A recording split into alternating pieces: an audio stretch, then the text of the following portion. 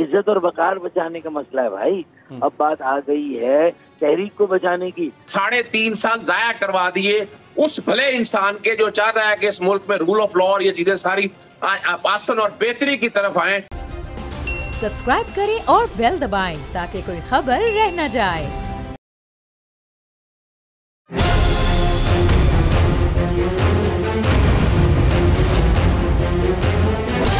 From the Islamabad studios of Both Network, it's time for Jameel Farooqi on National Debate.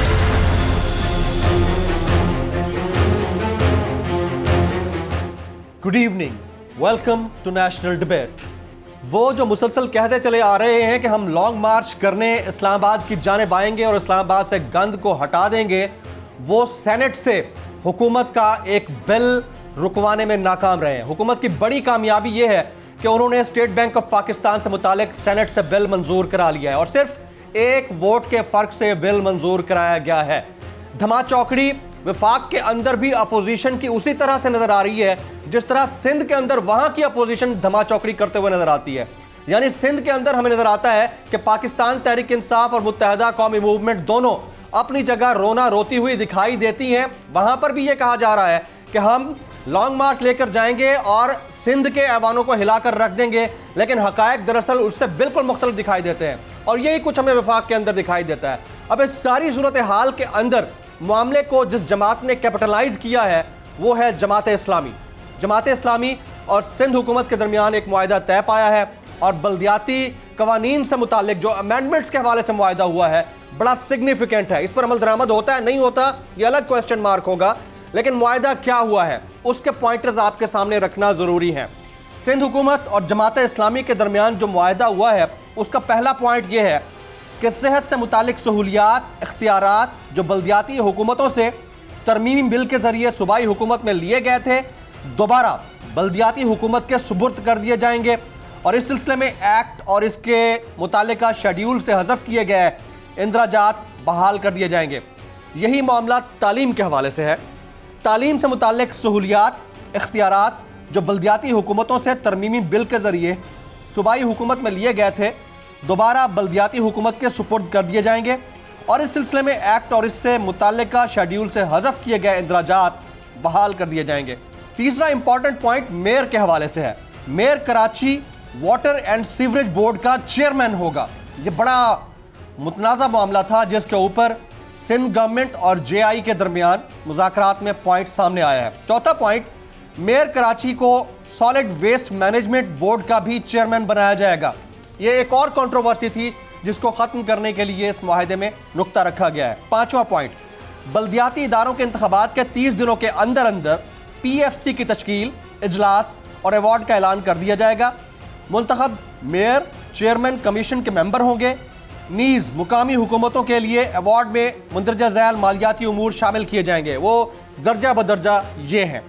ज़िला tax के एवज GST का हिस्सा historical हिस्सादारी की बुनियाद पर 1999-2000 में तय किया गया था, उसी ही तनासुब से अब भी दिया जाएगा। एक और इसका सब पॉइंटर यह है कि सूबाई हुकूमत जमाशुदा मोटर व्हीकल टैक्स में मुकामी हुकूमत को हिस्सा देगी। सूबाई हुकूमत की जानिब से यूसीज को माहाना सालाना अखराजात के लिए फंड्स की फराहमी आबादी की बुनियाद पर होगी। ये एक और बड़ी कंट्रोवर्सी थी जिसको मैनेज करने के लिए इसको पॉइंट को इस मुआहदे के अंदर शामिल किया गया है। सूबे में पब्लिक सेफ्टी कमीशन तश्कील दिए जाएंगे और मुताल्लिका मेयर और चेयरमैन इसके मेंबर होंगे। सातवां पॉइंट यह है कि तामीर, तरक्की, प्लानिंग, सहूलियात की फराहमी से मुताल्लिक तमाम इदारों बशमूल KDA, LDA, MDA, master plan और बिल्डिंग कंट्रोल वगैरह के निज़ाम एडमिनिस्ट्रेशन में मेयर या चेयरमैन का फ़ाल और मौसर किरदार होगा। अब ये होगा या नहीं होगा बड़ा क्वेश्चनेबल है, इसका फैसला वक्त करेगा, लेकिन फ़िलहाल जो मुआहदा सामने आया है उसमें ये सारी चीज़ें रखी गई हैं। आठवां पॉइंट, सिंध में बल्दियाती इदारों की मुद्दत के इख्तिताम से 90 दिन कबल आइंदा इंतखाबात का ऐलान कर दिया जाएगा और उसके लिए एक्ट में ज़रूरी तरमीम लाई जाएगी। नौवां और इम्पॉर्टेंट पॉइंट वो आपके सामने रखना ज़रूरी है। इस बात पर भी इत्तफाक हुआ है कि जमात इस्लामी की जानिब से वज़ीर आला सिंध जनाब मुराद अली शाह साहब को भेजे गए ख़त में दर्ज जिन तजावीज़ पर इत्तफाक हुआ उन पर अमल दरामद और उन्हें नतीजा खेज बनाने के लिए मुज़ाकराती कमेटी अपना काम जारी रखेगी।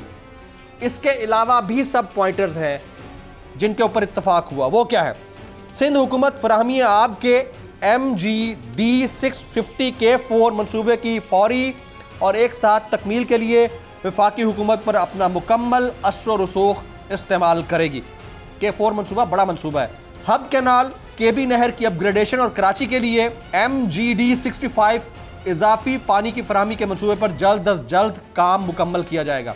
उससे अगला पॉइंट, सिंध हुकूमत तालीमी इदारों में तलबा यूनियन की बहाली और उनके इंतखाबात का फौरी एहतमाम करेगी और उनके लिए ज़रूरी कानून साजी करेगी। और मामला सिर्फ बल्दियाती कवानीन से मुतालिक नहीं है, मेडिकल के हवाले से भी एक इंपॉर्टेंट पॉइंट रखा गया। वो ये कि कराची मेडिकल और डेंटल कॉलेज को यूनिवर्सिटी का दर्जा दिलाने के लिए सिंध हुकूमत मुकामी हुकूमत की मदद के लिए फौरी और ज़रूरी इकदाम करेगी। इन तमाम मामलात के ऊपर जो पॉइंटर्स तय हुए हैं मुआहदे की सूरत में, अपोजिशन को, सिंध की अपोजिशन को बड़ा शदीद एतराज़ है। सबसे पहला एतराज़ मुत्तहदा कौमी मूवमेंट के ख्वाजा इजहारुल हसन साहब की जानिब से आया। उन्होंने क्या कहा है? उन्होंने कहा कि पीपल्स पार्टी ने हाफिज नईम को मामू बना दिया है। सिंध हुकूमत और जमात इस्लामी के दरमियान मुआहदे पर रद्द अमल जाहिर करते हुए MQM के सीनियर रहनुमा ख्वाजा इजहारुल हसन का कहना था, पूरे यकीन से कहता हूँ कि पीपल्स पार्टी ने हाफिज नईम को मामू बना दिया है। हाफिज नईम अपना निज़ामती बयान अभी से लिख कर रखें। क्या जमात इस्लामी ने नेमतुल्लाह खान के दौर का निज़ाम मनवा लिया? इतनी आसानी से इतनी पुरानी जमात कैसे इनके झांसे में आ गई? ख्वाजा इजहार ने सिंध हुकूमत को भी आड़े हाथों लिया और कहा कि मुराद अली शाह तय करें कि पॉलिसी वो तय करेंगे या सईद गनी तय करेंगे।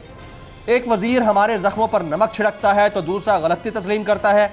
MQM फैसला अकेले नहीं करेगी बल्कि हमारे मुज़ाकरात में कराची की ताजर और सनतकार तंजीमें भी शरीक होंगी।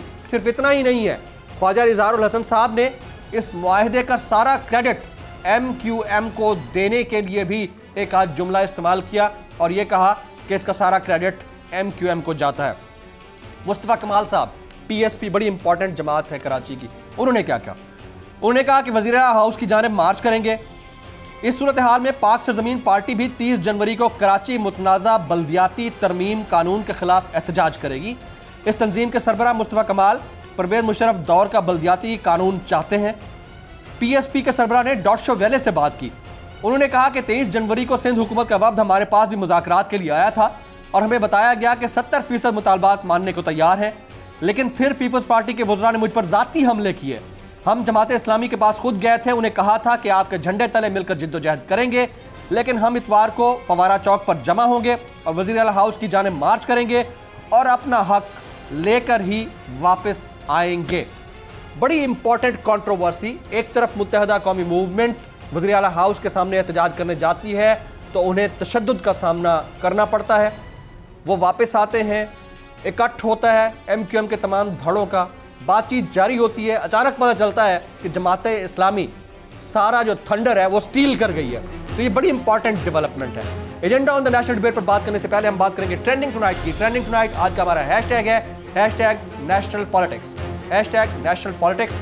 मुझे जमील फारूकी कहते हैं। आप मेरा प्रोग्राम नेशनल डिबेट बोल न्यूज़ पर मुलाजा करें। ऑन द डिबेट टुनाइट आज के हमारे मुअज़्ज़ज़ मेहमानान में शामिल हैं जनाब हाफिज नईम उर रहमान साहब। आप अमीर जमात इस्लामी कराची हैं, बड़ी वाइब्रेंट शख्सियत हैं और धरने को लीड करने वाली शख्सियत भी हैं जिन्होंने इस सारे मामले को लीड किया। आज के हमारे दूसरे मेहमान होंगे जनाब डॉक्टर फारूक सत्तार साहब। आप साबिक मेयर हैं कराची के और सीनियर सियासतदान MQM पाकिस्तान के रहनुमा हैं। आज के हमारे तीसरी मेहमान होंगी जस्टिस रिटायर्ड नासरा जावेद इकबाल साहिबा। आप मुल्क की मारूफ माहिर आइन और कानून हैं। और आज के हमारे चौथे और आखिरी मेहमान होंगे एडवोकेट अजहर सिद्दीक साहब। आप मुल्क के मारूफ माहिर कानून हैं और आप नामजद हुए थे, आपने प्राइम मिनिस्टर पाकिस्तान को इंटरव्यू दिया था मुशीर दाखिला व एहतसाब के लिए। मैं अमीर जमात इस्लामी कराची जनाब हाफिज नईम उर रहमान साहब को प्रोग्राम के इस हिस्से में खुश आमदीद कहता हूँ। सर, आपने वक्त निकाला, आपका बहुत बहुत शुक्रिया। तासुर ये कायम किया जा रहा है कि जैसे सिंध हुकूमत ने जमात इस्लामी कराची को मामू बना दिया है और MQM बड़े बबांगे दोहल ये अल्फाज दोहरा रही है। योर कॉमेंट ऑन दिस हाफिज साहब। अच्छा, इस तरह के जो अल्फाज इस्तेमाल कर रहे हैं ना, वैसे भी मुझे अच्छा नहीं लगता यार। सच्ची बात है, कराची का इमेज पहले ही बहुत बिगाड़ दिया है लोगों ने। अब ये स्लैंग लैंग्वेज इस्तेमाल नहीं करनी चाहिए, तरीके से बात करें। इख्तलाफ क्या है, परेशानी क्या है, वरना मुहावरे बहुत सारे हैं, तरीके से बात कर सकते हैं। मेरे पास जैसे इसका जवाब ये है कि किसियानी बिल्ली खंबा नोचे, या ट्रक के ऊपर पीछे लिखा होता है मेहनत कर हसद न कर, इस तरह की चीज़ें करें। बात यह है कि ये जो 2013 की बात कर रहे हैं, 2021 का तो ये जो काला कानून था ना वो तो ख़त्म हो गया ना इस मुआहदे के बाद। ज़ाहिर है कि जो तालीम के ऊपर KMC के 1000 स्कूल और ट्रेनिंग के इदारे और इन सब चीज़ें और सेहत और अस्पताल जितने इन्होंने लिए थे वो सब के सब वापस हो गए। तो ये तो अचीवमेंट है ना, अचीवमेंट को तो अचीवमेंट कहें ना आप। और अगर इन सब लोगों से वो एग्री थे तो इन्होंने क्यों नहीं मनवाया? तो नंबर 1 ये है कि हमने इतनी बड़ी मेहनत करके इनको इस पर कायल किया और तहरीरी मुआहदे में ले आए, पूरी कौम के सामने उसका ऐलान कर दिया। और 2021 का जो सबसे बड़ा ख़राब पहलू था वो सारा का सारा वापस हो गया। अब जाहिर है कि वो जो रेगुलर चीज़ें होती हैं वो तो अमूमी तौर पर होती हैं, उसका कोई इतना बड़ा मसला नहीं था। मेन 2 चीज़ें यही थी, ठीक है। तो ये ख़त्म करवा दिया, ये इसको अचीवमेंट नहीं कह रहे। परेशान हो रहे हैं तो अच्छी बात है, परेशान हो, उससे मुझे बात करने का मौका मिल रहा है। दूसरी बात ये है कि 2013 का जो कानून था उसके लिए जमील भाई पहले तो इस बात को अच्छी तरह समझ लें कि वो पीपल्स पार्टी ने नहीं बनाया था, MQM और पीपल्स पार्टी ने बनाया था। ऐसा ही है, इसलिए कि MQM 2008 से लेकर 2014 तक हुकूमत में थी, वफाक में भी और इनके साथ भी। पीपल्स वफाक में 2013 तक रही थी, ज़ाहिर है वो वफाक में फिर बाद में पीपल्स पार्टी की हुकूमत ख़त्म हो गई, नून की आ गई थी। और 2008 से शुरू हुई थी और 2014 तक दूसरे टेन्योर के अंदर भी 1 साल तक ये हुकूमत में रही थी पीपल्स पार्टी के साथ। इस दौरान सिर्फ ये 2013 का तरमीमी बिल नहीं आया था, ऑर्डिनेंस एक्ट नहीं बना था, बल्कि इसके अलावा जो रूल्स के ज़रिए से और मुख्तलिफ वफाकी काबीना के अप्रूवल से जो इदारे जिसके बारे में ये कह रहे हैं ना, ये इदारा नहीं लिया, ये इदारा नहीं लिया, ये इदारा सब लेंगे इंशाल्लाह, लेकिन ये सारे इदारे जिस पर कब्जा हुआ सिंध हुकूमत की तरफ से उसमें MQM शरीक थी, MQM उसका हिस्सा थी। MQM ने कराची के इदारों पर कब्जा किया सिंध हुकूमत के साथ मिलकर, ठीक है। ये है ऐसी हकीकत जिसका कोई अच्छा हाफिज नहीं भाई, अब मसला ये नहीं है कि अचीवमेंट तो बहरहाल जमात इस्लामी कराची की है और आपकी बतौर मैं बता रहा हूँ अमीर जमात इस्लामी कराची अचीवमेंट है, लेकिन सवाल ये है कि इस गुफ्त शुनीद के बाद जो मुआहदा तय पाया है इस पर अमल दरामद भी होगा या सिर्फ ये बातें रहेंगी और आपको फिर से आकर बैठना पड़ेगा? नहीं, मैं थोड़ी सी अचीवमेंट और बता दूं प्लीज। तो ये सब चीजें इन्होंने कर ली। अब मुझे बताएं, 4 साल तक MQM के मेयर कहते रहे कि मेरे पास इख्तियार नहीं है, तो भाई ये करते ना, ये 28 दिन का नहीं, ये 5 दिन का धरना कर लेते और वसीम अख्तर को इख्तियार दिलवा देते और चेयरमैन बनवा देते वाटर एंड सीवरेज बोर्ड का। नहीं कर सके।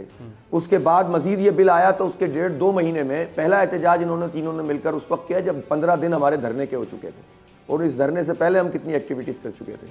तो इनकी जिम्मेदारी थी ना, इनके 22 MP हैं। फिर उसके बाद जो है वो ये ख़वातीन वाला वाक़या ना होता जो कि बहुत ही ख़राब हरकत की सिंध हुकूमत ने। मैं किसी सूरत भी इसको नहीं समझता कि सही है बच्चों को मारना, औरतों को मारना। ठीक है, बच्चों और औरतों को इन्होंने अनअनाउंस वहाँ पर जाकर गलत काम किया, इनको बता के जाना चाहिए था और बच्चों औरतों को आगे करके खुद लीडरशिप को पतली गली से निकलना नहीं चाहिए था। लेकिन बहरहाल जो कुछ भी था सिंध हुकूमत ने ज़्यादती की, मैं इसकी मजम्मत करता हूँ। लेकिन मुझे बताएं इसके अलावा क्या किया है? हम तो एहतजाज कर रहे हैं मुसलसल। ये जो वाटर एंड सीवरेज बोर्ड का चेयरमैन बनवाया हमने बनवाया ना, ये तो 20 साल में नहीं कर सके ना इस काम को, तो इसको तो मान लेना। सिंध सॉलिड वेस्ट मैनेजमेंट का चेयरमैन हमने इनसे मंजूर करवाया ना, मान लेना इसको। और इससे बड़ी बात वो है PFC अवार्ड जो 13 साल से नहीं हुआ। इन 13 साल में 6 साल MQM बराह रास्त हुकूमत में रही है और ये नहीं हुआ। और हमारा ऑक्ट्राई में हक मारा जाता रहा, ये उनके साथ देते रहे, ये पीपल्स पार्टी को मजबूत करते रहे और हमारा हक मारा जाता रहा। हमें मोटर व्हीकल टैक्स 50 साल से नहीं मिला, 35 साल से इनका इख्तिदार है। हमारे मेयर अफगानी इस बुनियाद के ऊपर उन्होंने उनकी बल्दियां तोड़ दी गई थी, हक मांग रहे थे। ठीक है, तो मेरे पास तो इतनी बड़ी चीजें अचीवमेंट की। लेकिन अब अमल दरामद की हाफिज साहब ये सारी बातें अपनी जगह पर। जी मैं बताता हूँ, आप पहले बता दें अमल दरामद का बता दें, फिर अगला सवाल करता हूँ। बस मैं आपके सवाल का जवाब ही दे रहा हूँ कि अमल दरामद का जहां तक बात है, अब ये पीपल्स पार्टी की कोर्ट में ना, हम क्या कर सकते थे? हम मुआहदा ही कर सकते थे ना, हम तहरीरी मुआहदा कर सकते थे और हम पूरी दुनिया के मीडिया के सामने, पूरे नेशनल मीडिया के सामने, मैंने नहीं पढ़ा उस मुआहदे को, नासिर हुसैन शाह साहब ने पढ़ा है। ठीक है, अब उन्होंने वफाकी काबीना, अपना सूबाई काबीना का इजलास भी रखा है।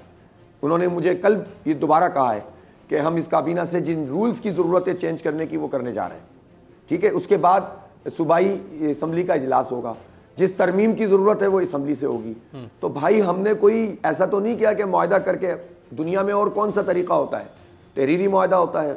और हमने वाला मुआहदा थोड़ी किया जो MQM PP का एक तारीखी मुआहदा था, PK शाहानी वाला, अजमल देलवी वाला, कि जो 52 निकात आज तक आपको भी नहीं पता चले, मुझे भी नहीं पता चले, और वो मुआहदा भी होगा, हुकूमतों में मज़े भी लेते रहे अब आज तक, और हमें पता ही नहीं है किस बुनियाद पे मुआहदा हुआ था। हमारा मुआहदा हुआ है बिल्कुल कौम के सामने। और वीडियोस भी आ जाती हैं, वीडियोस भी आ जाती हैं कि हम सब मिले हुए हैं, वो वीडियोस भी आपने देखी होंगी।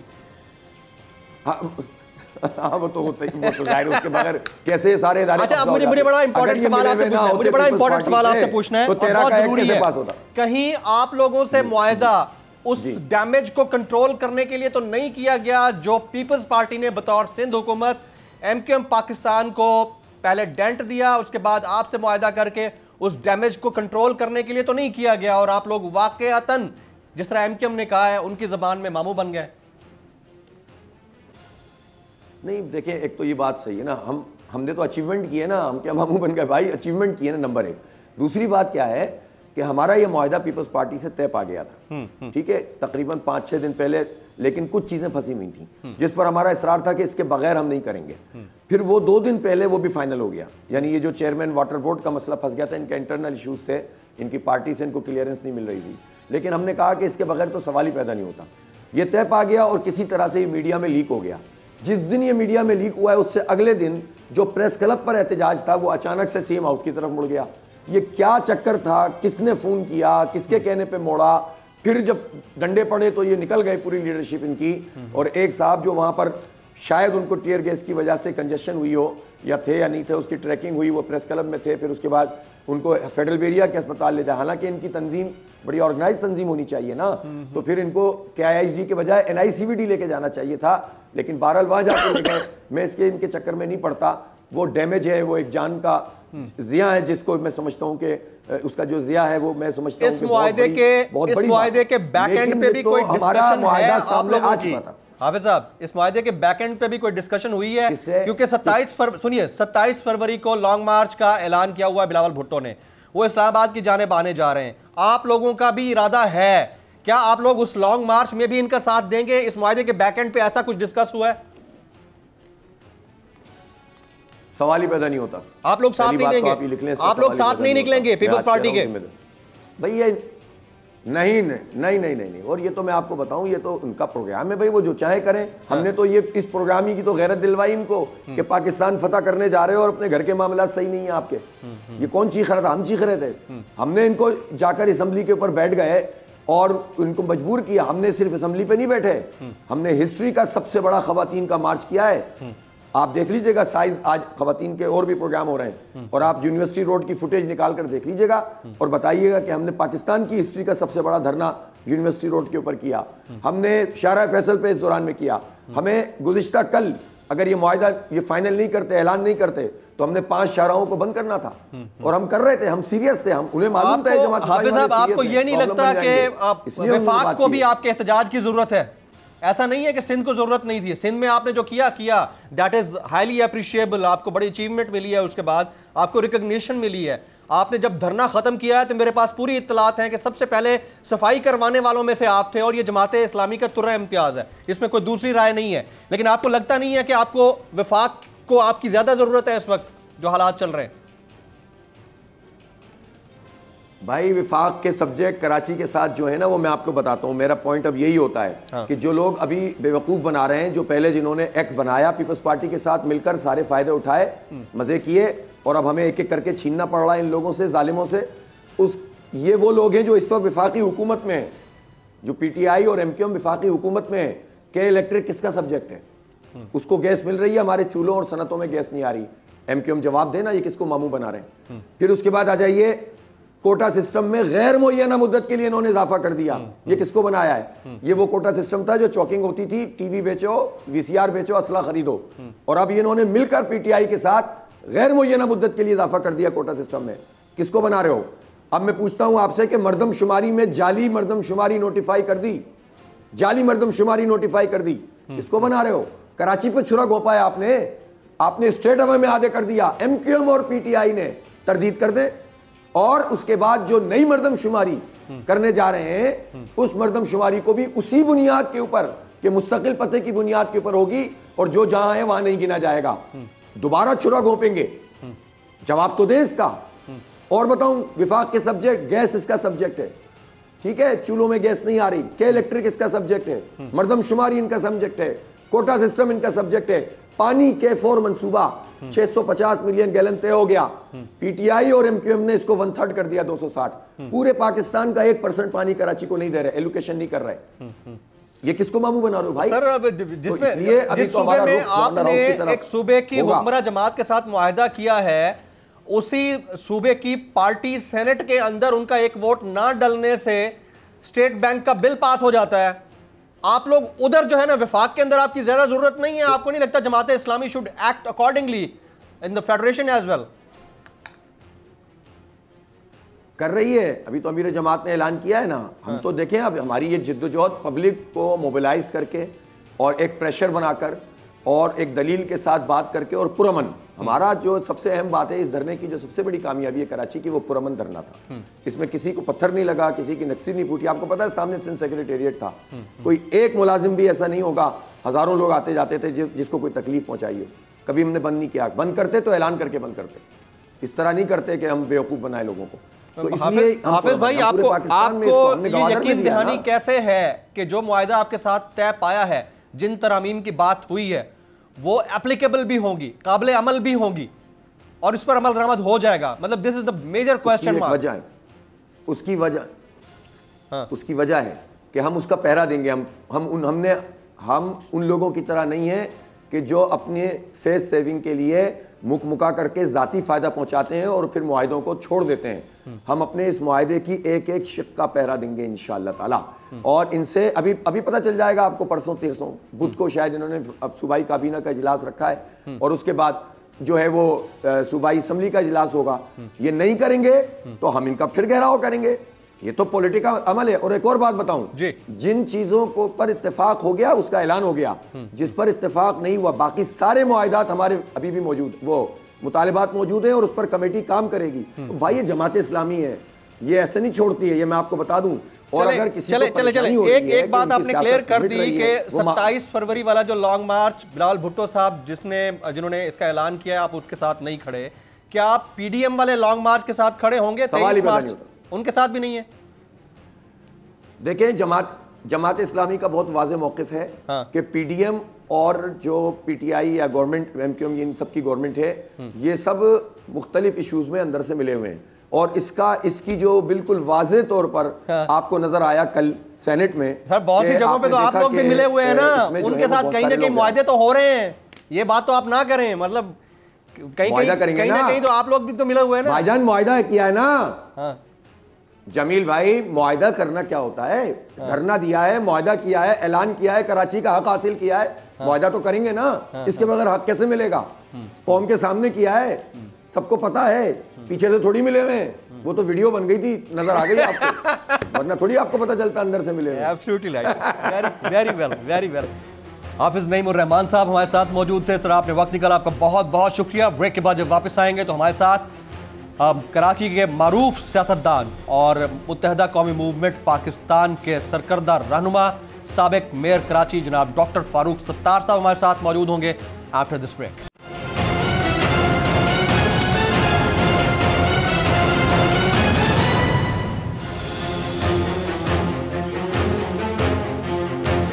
Welcome back. प्रोग्राम के इस हिस्से में हमें कराची के मारूफ सीनियर सियासतदान, साबिक मेयर कराची, मुत्तहदा कौमी मूवमेंट पाकिस्तान के रहनुमा जनाब डॉक्टर फारूक सत्तार साहब ने ज्वाइन किया। डॉक्टर साहब बहुत शुक्रिया आपके वक्त के लिए। ब्रेक से पहले मेरे साथ हाफिज नईमुर रहमान साहब मौजूद थे और जिस तरह ख्वाजा इजहारुल हसन साहब ने शिकवा किया कि जमात इस्लामी कराची को मामू बना दिया गया है, तो उन्होंने इसको बिल्कुल रद्द किया। उन्होंने कहा ऐसा कुछ नहीं हुआ, खुद एमक्यूएम मामू बनी हुई है सिंध गवर्नमेंट के हाथों और पीटीआई के हाथों। Your take on this sir.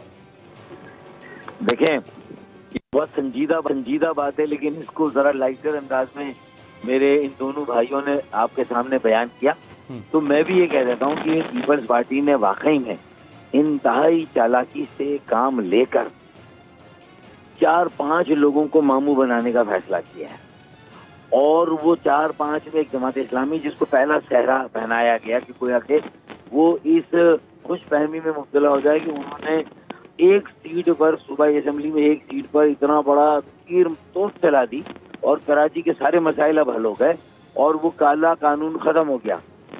तो ये एक सहरा, पीपल्स पार्टी ने 4-5 सहरे तैयार किए, एक जमात इस्लामी के लिए, कुछ दिनों बाद आप देखेंगे, मेरी पेज को नोट कर लें कि वो मुझे और शायद डॉक्टर इशरतुल इबाद को भी, अगर मैं जबकि एमकेएम के को सपोर्ट कर रहा हूँ अब मैं इस इशू पर, उन्होंने जो जामे शहादत नोश किया हमारे तहरीकी साथी ने, और जिस तरह मेरी माएँ बहनें बेटियों को ज़दोकोब और तशद्दुद किया गया, तो वो हम सबको भी एक चेहरा पहनाएंगे, आप लिख लीजिए आगे जाकर। फिर इसी तरह पीएसपी का कल एहतजाज हो जाने से एक मुस्तफा कमाल को भी वो चेहरा पहनाएंगे, ठीक है ना।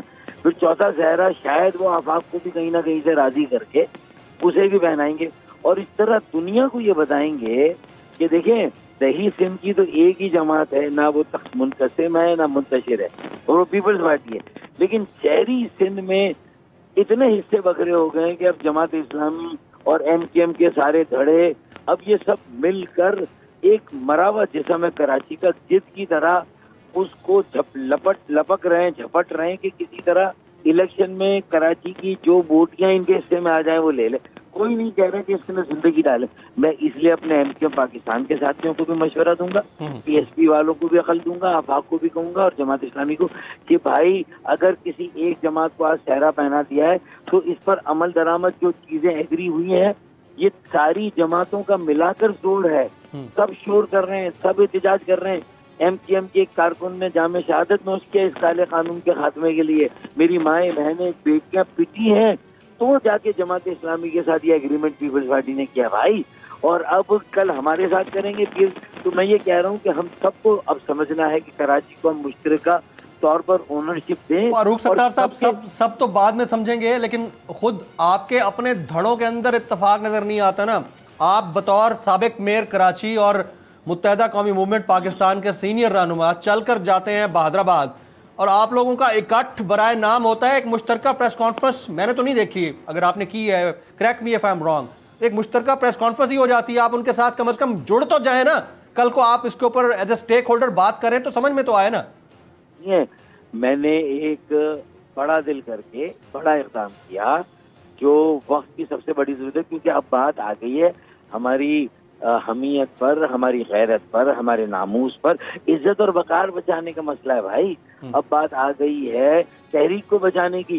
भले तंजीम में बिगाड़ हो सकता है, मेरे इख्तलाफ उस बिगाड़ पर अपने साथी से, लेकिन मैं ये देख रहा हूँ कि इस तहरीक को खत्म करने पे लोग तुल गए। तो मैंने कहा कि अब सारी बातों को पसे पुश डालें, बाला ताक रख के मैं बहादराबाद चला गया, और उनका बड़ा खैर मकदमी रवैया, ठीक है, मैं झूठ क्यों बोलूँ, मेरे उन साथियों का मेरे लिए वेलकमिंग रवैया, जितना मैंने उन्हें आसानी और कंफर्ट दिया उन्होंने मुझे उसी अंदाज से उन्होंने बड़ा खैर मकदम किया मेरा। और फिर आमिर खान ने मेरे साथ वहाँ खड़े होकर आमिर खान भाई ने प्रेस कॉन्फ्रेंस की है, और उनका फारूक भाई का शुक्रिया अदा करते हैं, वो आए इस वक्त हमारे साथ खड़े हुए, और आइंदा हम सलाह मशवरा करेंगे, जो मुश्तरका हिकमत अमली पर बात करेंगे। तो उन्होंने इस अंदिये का इजहार किया है। खालिद मकबूल भाई ने कल स्वयं के मौके पर यही बात की है। तो देखें एक अच्छी फारूक भाई, अब वो बहादराबाद ग्रुप आप ज्वाइन कर रहे हैं या वो आपको पीआईबी ग्रुप को ज्वाइन कर रहे हैं? मतलब ये तो पहले क्लियर सवाल क्या, छोटी बात की, अभी ज्वाइनिंग की तो बात ही नहीं, अभी तो बात है कि आगे क्या करना, अपने इज्जत और वकार को बहाल करने, तहरीक को बचाने के लिए मैं साथ हूँ। आज जो खवातीन का एहतजाजी मुजाहरा था मेरे एमकेएम पाकिस्तान के साथियों का, मेरी सारी बहनें बेटियां जो मेरे साथ खड़ी, मैंने सबको भेज दिया वहाँ, और उन्होंने वहां जाके जिन बहनों की माओ बेटियों को पीटा गया, मारा गया, उन सबको हार पहना है वहाँ पर। मेरी बहनों बेटियों ने जाके उनको हार पहना है। अच्छा चले, बतौर साबिक मेयर कराची फारूक सत्तार साहब, आपको लगता है कि ये जो मुआहदा हुआ है ये वाकईतन ठीक मुआहदा हुआ है, अचीवमेंट है जमात इस्लामी की या नहीं है? मैं हाफिज नईमुर रहमान से भी सीनियर हूँ सियासत में, मैं मुस्तफा कमाल से भी सीनियर हूँ, और शायद थोड़ा बहुत खालिद मकबूल भाई से भी उम्र में 1-2 साल बड़ा हूँगा, और शायद आमिर खान से भी बड़ा हूँगा। तो मैं अल्हम्दुलिल्लाह अल्लाह ने जो मुझे तजुर्बा दिया है बल्दियाती निज़ाम का, पूरी दुनिया के निज़ाम को मैंने स्टडी किया। 72 का पीपल्स लोकल गवर्नमेंट एक्ट क्या था मुझे पता है, 79 का ज़ियाउल हक का लोकल गवर्नमेंट 79 का ऑर्डिनेंस क्या था, फिर मुशर्रफ के ज़माने का कानून क्या था, और आज जो 2013 का काला कानून, और उसमें जो सयाह तरीन तरामीम की गई, मैं उन सब पर अल्हम्दुलिल्लाह मुझे कमांड है। जो लॉलीपॉप दी गई है हाफिज नईमुर रहमान को, बेचारे ने उसको समझा कि गोया के हमें सुरखाब के पर लग जाएंगे, हम कामयाबी का डंका बजा के सेलिब्रेट कर लें।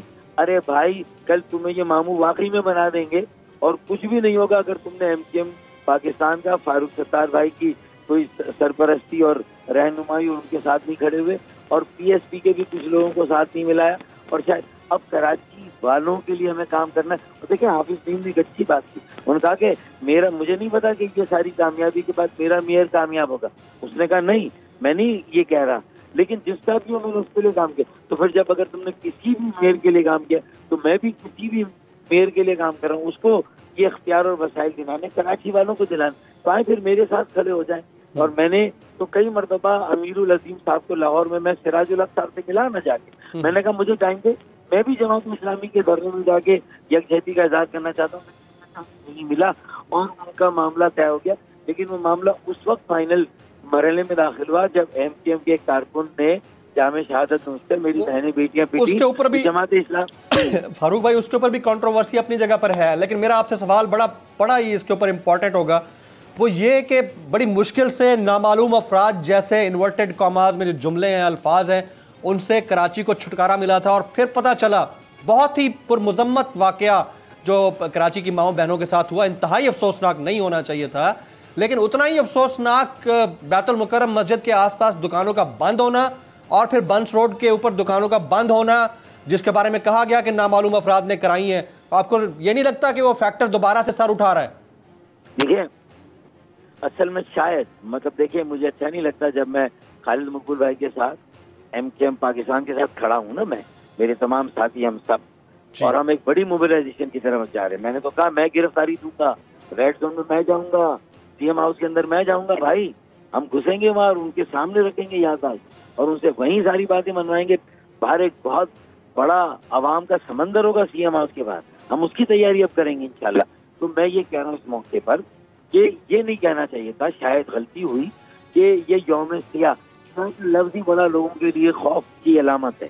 फिर ये भी नहीं कहना चाहिए ताजिर भी हमारा साथ नहीं कहना चाहिए। आप कहते हैं मईशत ने तबाही बर्बादी मचाई, कारोबार तबाह, कोविड ने तबाह किया, तो हम ताजिरों से कहते हैं कि कारोबार खुला रखें, तिजारत खुली रखें, मईशत चलती रहनी चाहिए और हमारी जद्दोजहद भी जारी रहे। हम कोई देखिए अगर हम ऐसा कोई कॉल दे देंगे तो वो नामालूम अफराद कहीं ना कहीं से उठ के आ जाएंगे। हमारी आप वैसे बाय द वे आप उस नामालूम अफराद वाले फैक्टर की पुरजोर मजम्मत करते हैं, आपकी जो बात मैं समझ करता हूँ। हाँ। और मैं कहता हूँ ये मुश्तरका जिम्मेदारी है हुकूमत की, हाँ। कानून नाफिज करने वाले इदारों की, हाँ। और सारी बहादराबाद ग्रुप ने आपको लगता है कि मिसमैनेज किया, अल्फाज का गलत सही इस्तेमाल नहीं किया गया?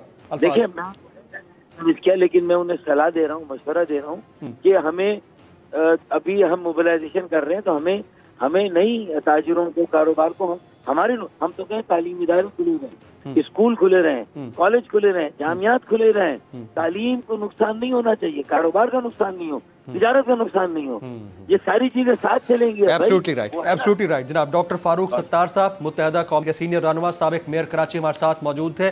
उन्होंने भी एडमिट नहीं किया इस बात को कि ये जमात इस्लामी की कोई अचीवमेंट है। वो समझते हैं कि लॉलीपॉप दिया गया है हाफिज नईम उर रहमान साहब को और इसमें तमाम स्टेक होल्डर्स को साथ शामिल रहना चाहिए। लेकिन एक बड़ी इंपॉर्टेंट बात कर गए कि वो नामालूम अफराद फैक्टर को और इस फैक्टर की शदीद मजम्मत करते हैं और बहादराबाद ग्रुप को इस मामले को सही से हैंडल करना चाहिए था, जो कि उन्होंने नहीं किया। ये बहुत बड़े दिल की बात होती है, अपनी गलती को तस्लीम करना।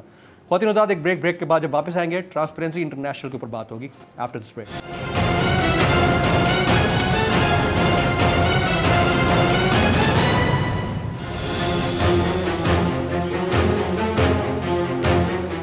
Welcome back. प्रोग्राम के इस हिस्से में मैं दो मौजूद मेहमानों को खुश आमदेद कहता हूँ। जस्टिस रिटायर्ड नासरा जावेद इकबाल साहिबा, मुल्क की मारूफ माहिर आइन और कानून, हमारे साथ मौजूद हैं, और जनाब एडवोकेट अजहर सिद्दीक साहब ने भी हमें ज्वाइन कर रखा है। बहुत शुक्रिया जस्टिस साहिबा। ये ट्रांसपेरेंसी इंटरनेशनल की जो रिपोर्ट आई है, करप्शन परसेप्शन इंडेक्स, इस हवाले से मुझे आपसे जानना था कि हुकूमत की तरफ से मौक़िफ़ ये आ रहा है कि लॉ एंड ऑर्डर की वजह से जो मामला सामने आया है उसके ऊपर रिपोर्ट में चीज़ें आई हैं, अलबत्ता करप्शन में इजाफे की कोई बात नहीं हुई है। आप इसके ऊपर कैसे कमेंट करेंगी जस्टिस साहिबा?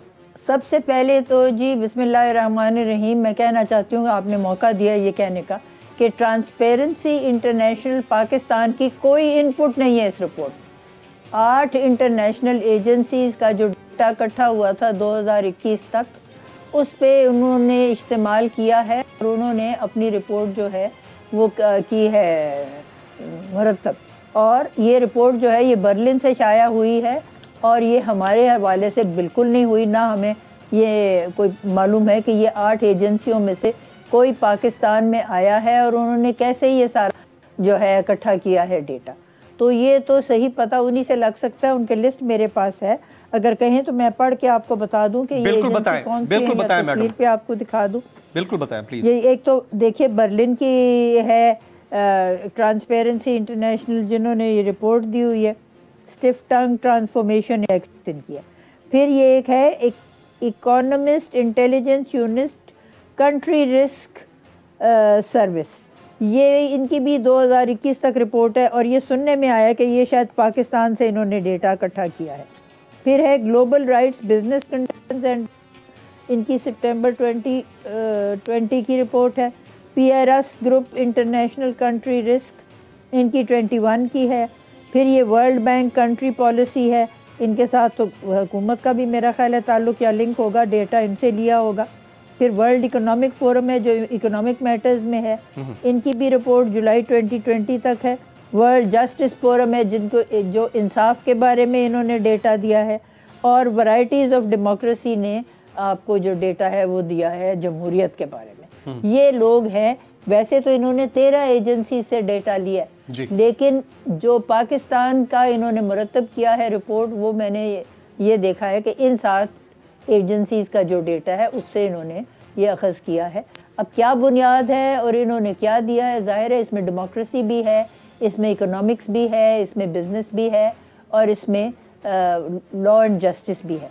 तो ज़ाहिर है लॉ एंड जस्टिस तो एक जो है वो करप्शन परसेप्शन इंडेक्स का बहुत अहम जुज़ है। दूसरी बात मैं ये कहना चाह रही हूँ कि पाकिस्तान के हवाले से ये जो कहा जा रहा है कि जी हम करप्शन परसेप्शन इंडेक्स में आए हैं, इस वक्त हमारा नंबर जो है वो 44 है 180 ममालिक में से, ठीक हो गया ना जी। तो मैं ये देख रही हूँ कि जो PMLN का रिकॉर्ड है, इसमें आप देखिएगा कि इनका जो रिकॉर्ड PMLN का है 1999 या 2000 में, वहाँ हम 16वें हैं फ्रॉम द बॉटम, तो वो तो अब से कुजा बदतर है। PMLQ का जो है 2005 का, उस पे हम 22वें नंबर हैं फ्रॉम द बॉटम। PPP का जो है हम बॉटम पे वो 36वें नंबर पे हैं 2012 में। तो ये इस पे आप एकदम अखज़ अगर कर ले कि जी जो पाकिस्तान की रैंकिंग है वो बहुत गिर गई है, ऐसी बात कोई नहीं है। पाकिस्तान की रैंकिंग जब से ये PTI की गवर्नमेंट आई है तब से यकीनन इसमें फ़र्क पड़ा है। पहले जो थी वो रैंकिंग जो थी फ्रॉम द बॉटम वो 61 थी 2019 में, फिर 67 हुई है 2020 में और अब 41 है। लेकिन अगर आप इसका मुकाबला करें PPP के साथ जहाँ 36 थी और यहाँ PMLQ के साथ जो 22 थी, तो ये मैं समझती हूँ कि, और ये मार्शल लॉ के ज़माने में तो 26वें नंबर पे थी। ये आप सारे जो है रख लें। अच्छा मैडम, अब मुझे आपसे एक सवाल करना है, बड़ा इंपॉर्टेंट है। हमारा इसमें कोई दखल अमल नहीं। लॉ एंड जस्टिस के हवाले से आप बात कर रही हैं, वो परसेप्शन किस तरह से ये लोग जनरेट, सैम्पलिंग कैसे होती है? आई मीन कि मेरे लिए तो बड़ा अचंभे की बात है कि पाकिस्तान जैसे मुल्क की जो सैम्पलिंग है वो कितनी होती होगी कि जिससे 22 करोड़ लोगों का डेटा जो है वो एलाबरेट करके उसमें से चीजें निकाल ली जाती हैं।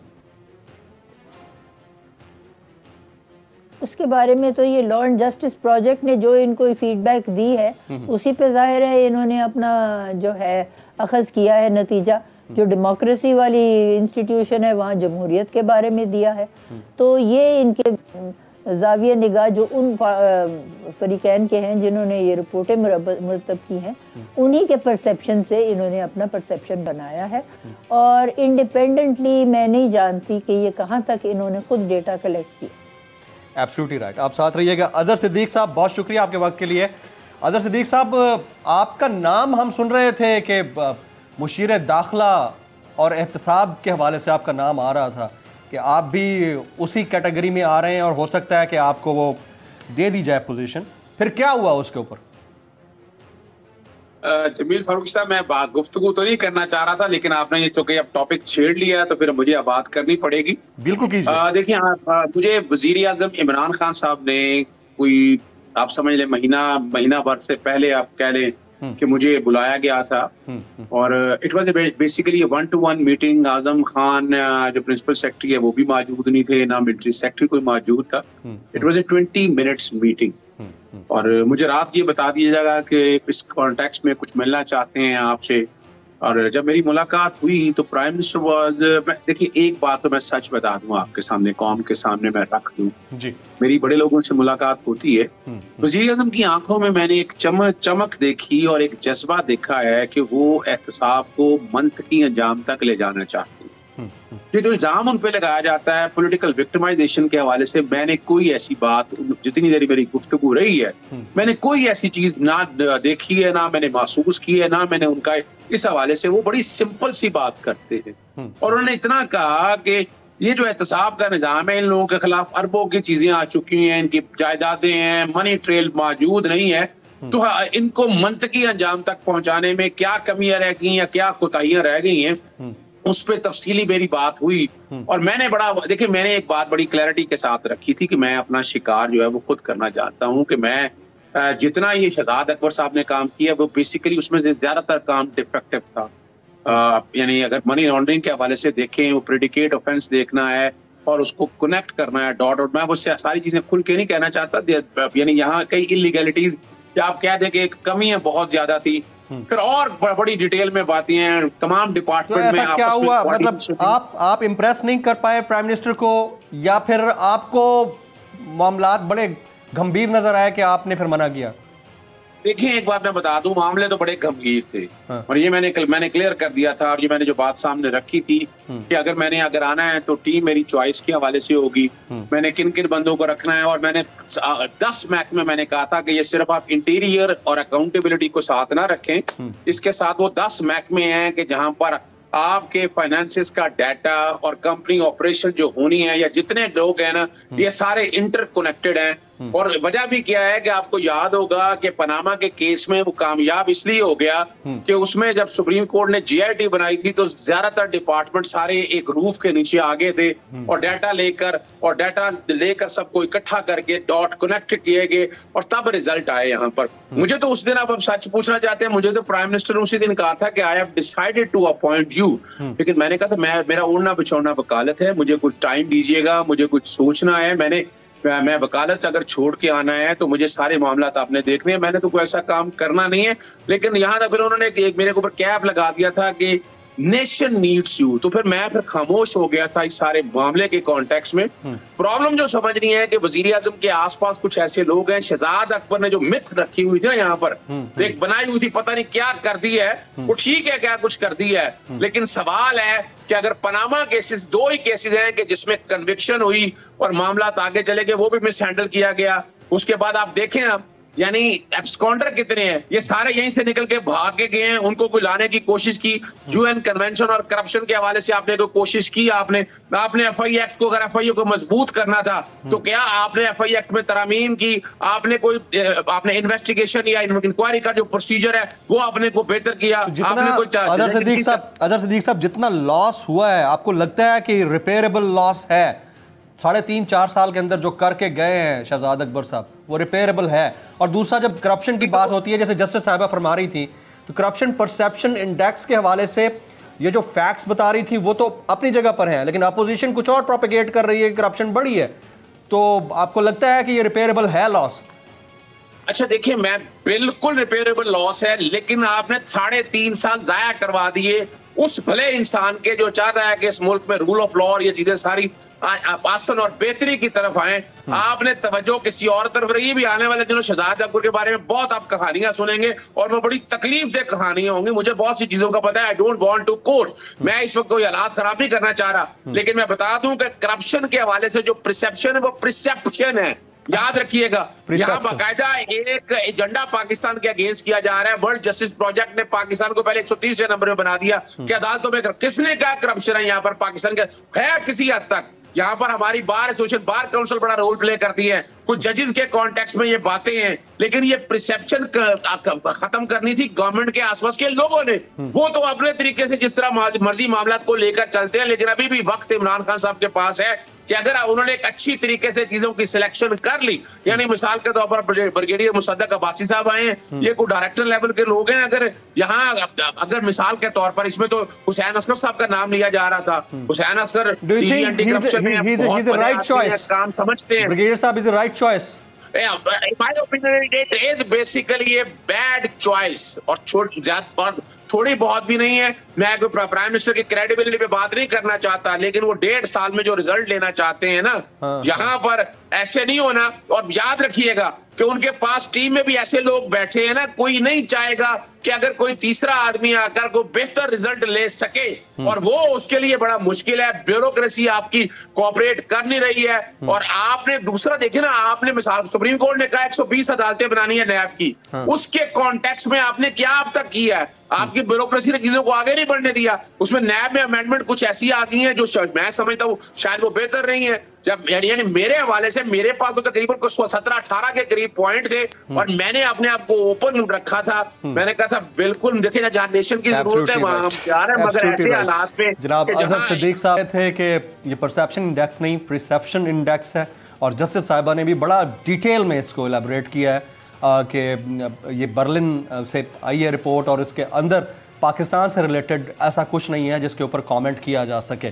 प्रोग्राम के पहले हिस्से में हमने मुल्क के अंदर जो सियासत चल रही है और उस सियासत में जो लोगों का गलत इस्तेमाल है, फिर उसको सही साबित करने के लिए किसी और अंदाज से पोर्ट्रे करना, उसको हमने आइडेंटिफाई करने की कोशिश की डॉक्टर फारूक सत्तार साहब के साथ और हाफिज़ नईमुर रहमान साहब के साथ। और दूसरे हिस्से में हमने TI यानी ट्रांसपेरेंसी इंटरनेशनल और इसके साथ साथ जो वज़ीर आज़म के मुआविन खुसूसी बराए एहतसाब व दाखिला अपॉइंट हुए हैं, उस हवाले से जो डिस्कशंस चलती रही हैं गुज़िश्ता दिनों के अंदर, और अभी जो अपॉइंटमेंट हुई है उसमें जो तजादात सामने आ रहे हैं उसके ऊपर डिस्कशन किया। खान साहब के लिए दिस इज़ हाई टाइम, बहुत कम वक्त रह गया अगले इंतखाबात में, अगर टाइम पे होंगे तो खान साहब के लिए बड़ा हाई टाइम है कि वो इस वक्त क्या डिसीजन लेते हैं और उनकी डायरेक्शन क्या रहती है। आज की नेशनल डिबेट से इतना ही। जमील फारूकी को इजाज़त दीजिए।